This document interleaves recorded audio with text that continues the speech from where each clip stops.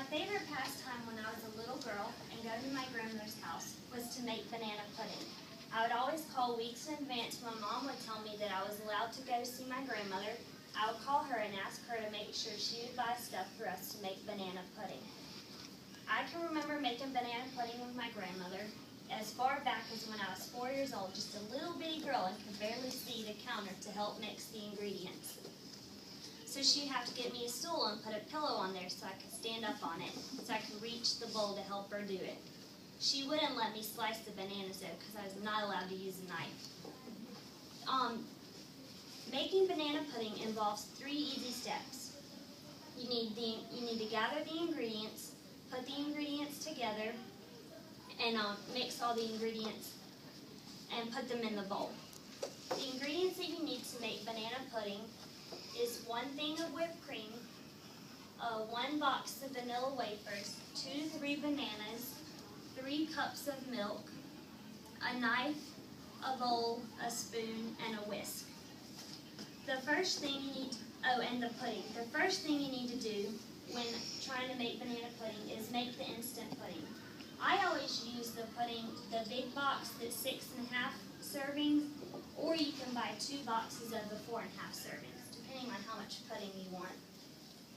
To make the instant pudding, you need to pour the instant pudding in the bowl and add 3 cups of cold milk.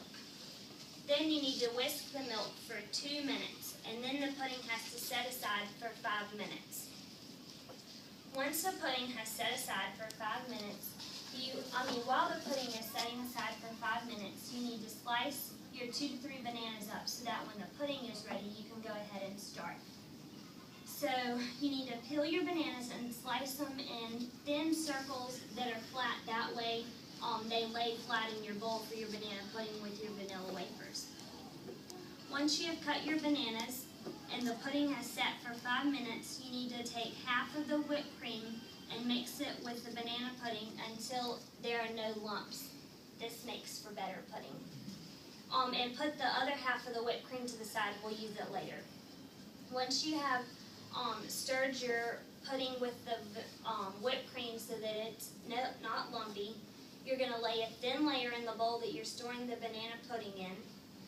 And then you're going to add a layer of bananas on top, and then you're going to add a layer of vanilla wafers, and then you're going to add some more pudding on top, and you'll repeat this 2 more times. So you'll lay the bananas and lay your wafers and then your pudding.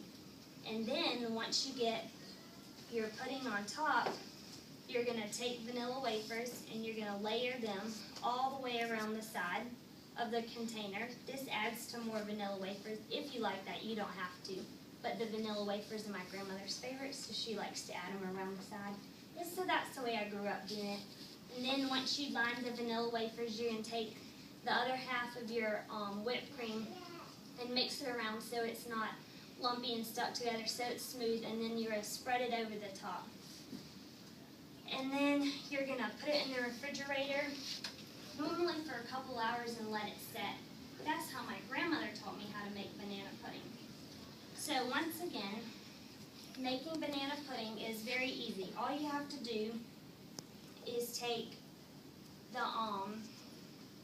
the steps are you need to gather the ingredients, you need to mix the ingredients, and then you need to set it aside.